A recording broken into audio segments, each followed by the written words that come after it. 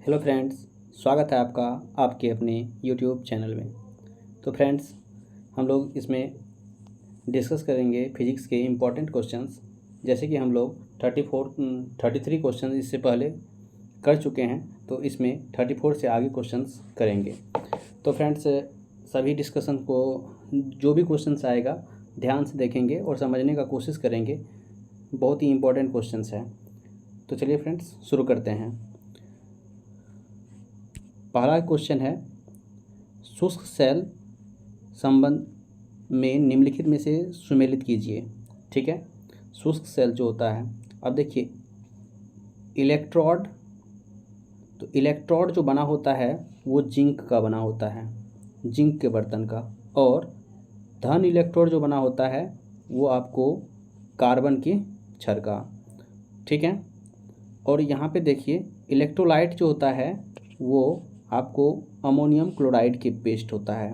ठीक है, और विध्रुवक जो होता है वो मैग्नीज डाइऑक्साइड होता है। तो आप मैथ जब करेंगे तो आपको ऑप्शन आ जाएगा, ऑप्शन नंबर सी। ठीक है, तो चलिए फ्रेंड्स नेक्स्ट क्वेश्चन की ओर बढ़ते हैं। नेक्स्ट क्वेश्चन है, एक मिनट, नेक्स्ट क्वेश्चन है, एक कार बैटरी में प्रयुक्त विद्युत अपघट्य होता है। कार बैटरी, ऑटोमोबाइल बैटरी में जो है, देखिए हाइड्रोक्लोरिक अम्ल या सल्फ्यूरिक अम्ल या नाइट्रिक अम्ल या आसुत जल। तो कार बैटरी में जो होता है वो सल्फ्यूरिक अम्ल होता है। ठीक है, तो ऑप्शन नंबर बी हो जाएगा। नेक्स्ट क्वेश्चन है, शुष्क सेल है, तो देखिए ऑप्शन ए है प्राथमिक सेल, द्वितीयक सेल या तृतीयक सेल, चतुर्थक सेल।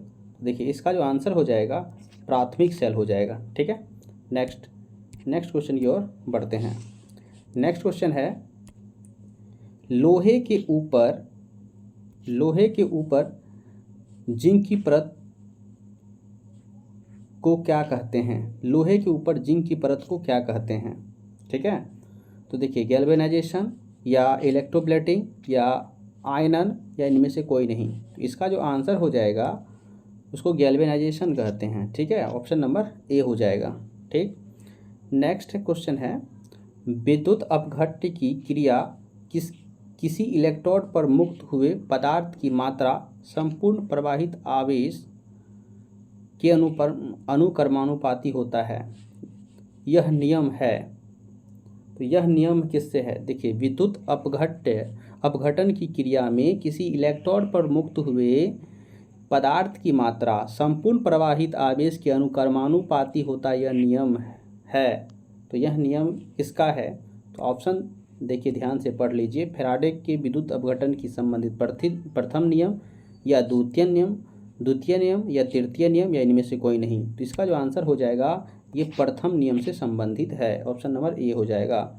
नेक्स्ट क्वेश्चन है, देखिए नेक्स्ट क्वेश्चन है, यदि किसी चालक की भौतिक अवस्था जैसे कि ताप आदि में परिवर्तन न हो तो चालक के सिरों पर लगाया गया विभवांतर उसमें प्रवाहित विद्युत धारा के अनुक्रमानुपाती होता है।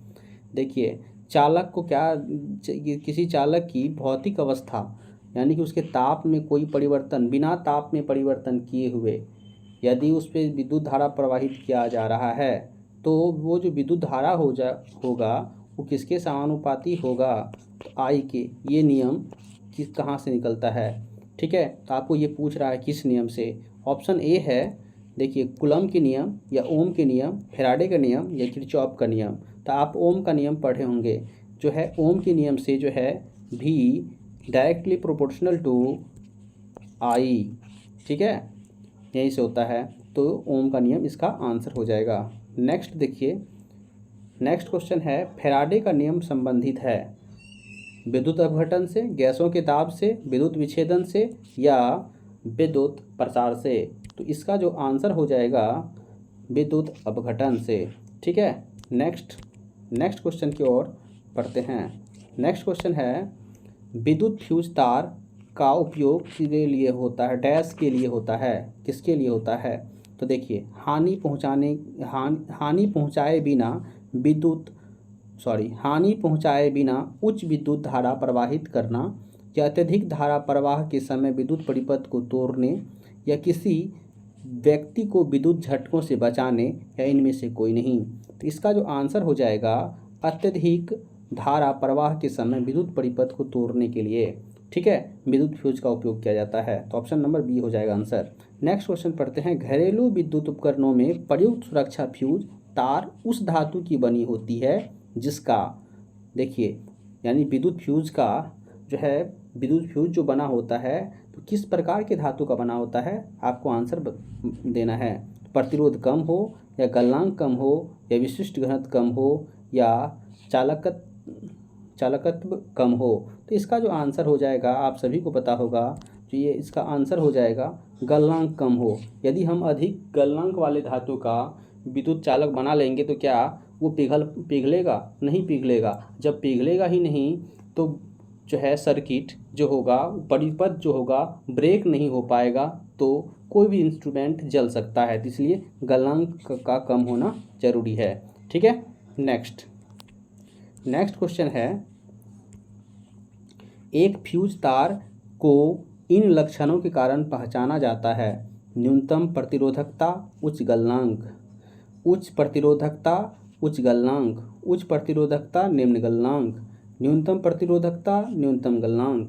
देखिए जो है, जो विद्युत फ्यूज जो होता है उसका प्रतिरोध उच्च होता है और गलनांक निम्न होता है। तो उच्च प्रतिरोधकता और निम्न गलनांक। तो ऑप्शन नंबर हो जाएगा सी, ठीक है।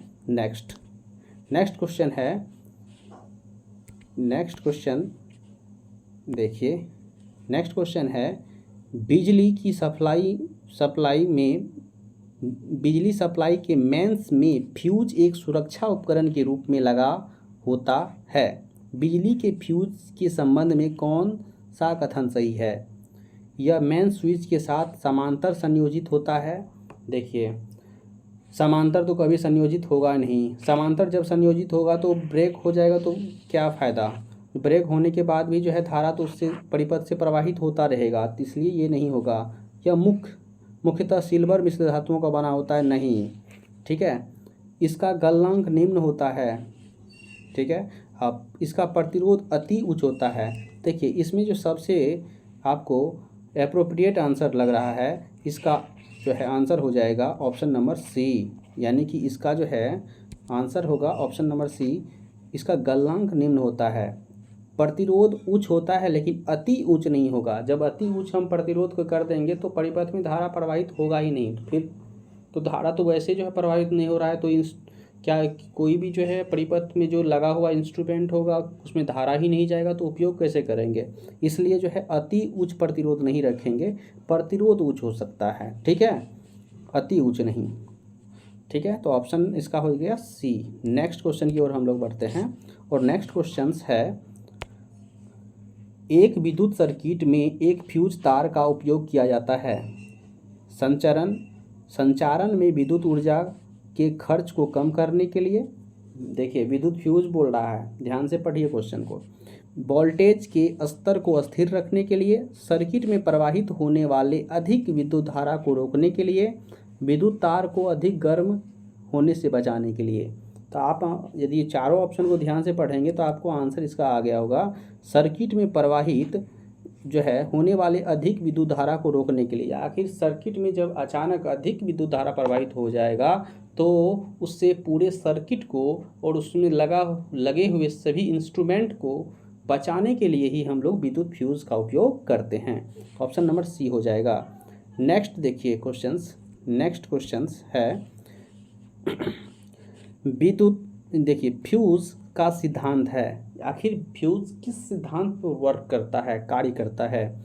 विद्युत का रासायनिक प्रभाव पे, या विद्युत के यांत्रिक प्रभाव पे, या विद्युत के जो है ऊष्मीय प्रभाव पे, और यहाँ पे यदि विद्युत के चुंबकीय प्रभाव, ऑप्शन नंबर डी है लिखा हुआ, तो इसका जो आंसर हो जाएगा ऑप्शन नंबर सी हो जाएगा, विद्युत के ऊष्मीय प्रभाव पे काम करता है, ऑप्शन नंबर सी, ठीक है। नेक्स्ट क्वेश्चन की ओर बढ़ते हैं, और नेक्स्ट क्वेश्चन है, सामान्यतः प्रयुक्त सुरक्षा फ्यूज तार बनाई जाती है।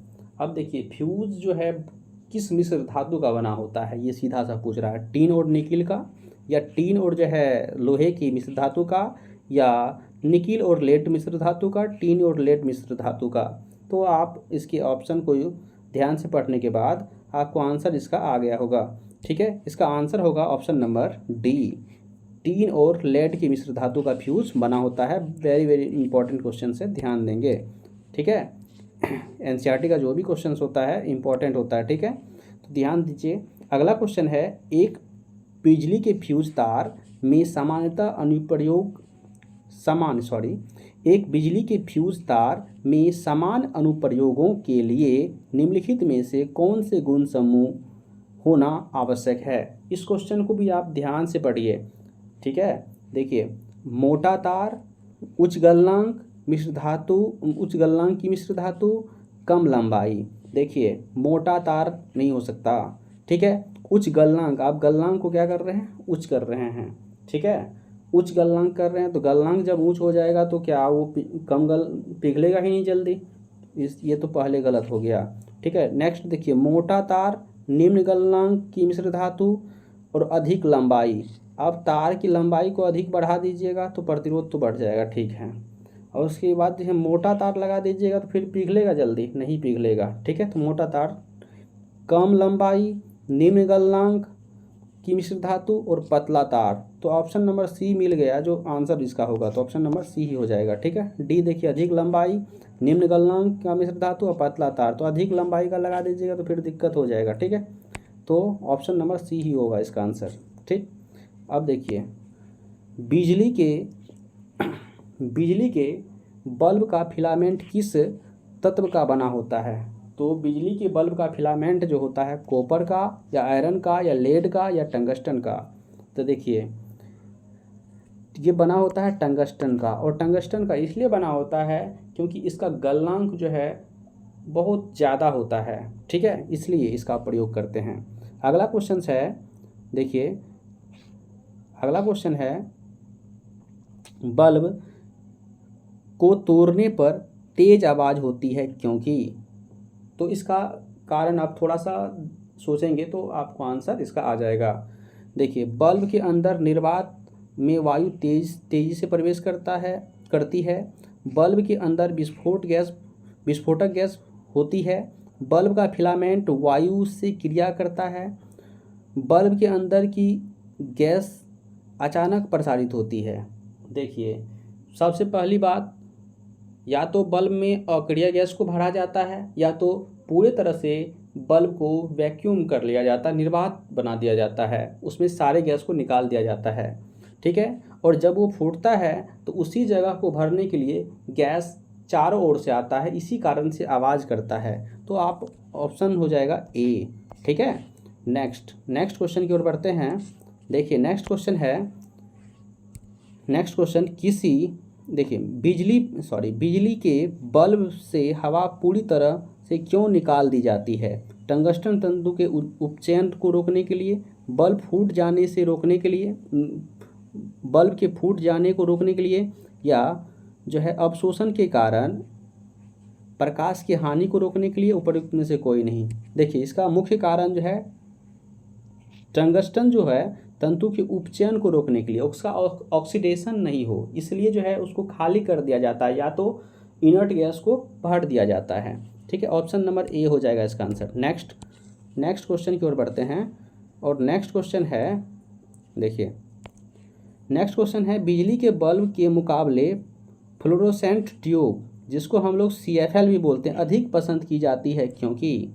देखिए, हम लोग जो पहले वो बल्ब लगाते हैं जिसमें फिलामेंट लगा होता है टंगस्टन का, वो जो है विद्युत ऊर्जा को पूरा प्रकाश ऊर्जा में परिवर्तित नहीं कर पाता है, ऊष्मा ऊर्जा में परिवर्तित कर देता है और प्रकाश ऊर्जा में परिवर्तित कर देता है। लेकिन फ्लोरोसेंट लैंप, देखिए इसका क्या गुण है जो इसको पसंद किया जाता है। ऑप्शन को पढ़िए ध्यान से।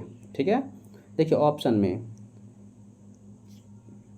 उसकी रोशनी देने वाली सतह बड़ी होती है, वोल्टता बढ़ का उस पर असर नहीं पड़ता है, ट्यूब में विद्युत ऊर्जा लगभग पूरी तरह से प्रकाश ऊर्जा में परिवर्तित हो जाती है, या उसकी रोशनी आँखों के लिए हानिकारक नहीं होती है। देखिए, तो ऑप्शन नंबर सी ही इसका आंसर होगा। ठीक है, विद्युत ऊर्जा लगभग पूरी तरह प्रकाश ऊर्जा में परिवर्तित हो जाती है। ठीक है, नेक्स्ट क्वेश्चन की ओर हम लोग बढ़ते हैं। नेक्स्ट क्वेश्चन है, विद्युत बल्ब के तंतु के निर्माण में टंगस्टन का प्रयोग होता है क्योंकि इसका, अब देखिए टंगस्टन का प्रयोग क्यों होता है हम पहले बता चुके हैं। ऑप्शन पढ़िए, उच्च विशिष्ट प्रतिरोध, निम्न विशिष्ट प्रतिरोध, उच्च प्रकाश उत्सर्जन क्षमता, उच्च गलनांक। तो इसका जो है मुख्य कारण है उच्च गलनांक होने के कारण।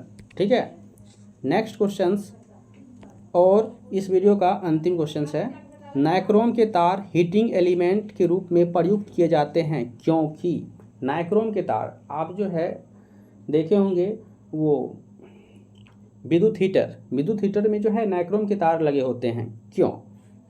इसके, अब ऑप्शन पढ़िए, इसके तार खींचे जा सकते हैं, इसका विशिष्ट प्रतिरोध उच्च होता है, लाल तत्व होने पर ऑक्साइड नहीं बनता है।